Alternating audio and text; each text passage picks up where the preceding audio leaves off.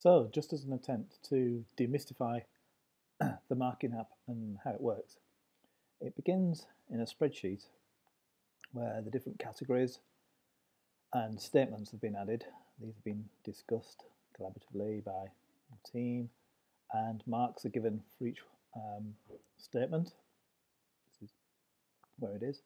And then within the script editor, we did some code and made it present this information as a web application, so it could be viewed on an iPad. And this is how you make a web application, and it's essentially just one HTML file that turns that spreadsheet data and turns it into a lot of checkboxes that can be submitted. And it looks like this, and so you can see the categories have been turned into tabs, and you can say these are the items.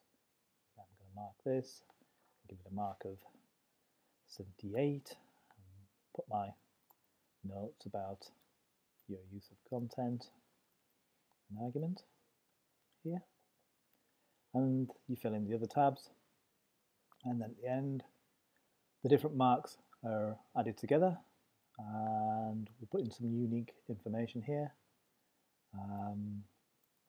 which might be my exam number or an email address or anything, or just something to identify this, and some my overall notes, which are: this was fantastic, keep it up, and I mark this assignment. And what happens when I mark that assignment is that a document gets created. There it is, and sent to the student who matches the unique information. And that document has the details in, the mark, and who did it, but it also has all of the statements that were selected from the different areas, and can have any advice that might be linked to any of the statements. So poor use of referencing might be go look at these resources, or go make an appointment with these people. And so that's it really, very simple, very fluid, and something with which you can change the rubric of collection of statements, and something where you can actually even hack the web application to work slightly differently. Or it can add different people in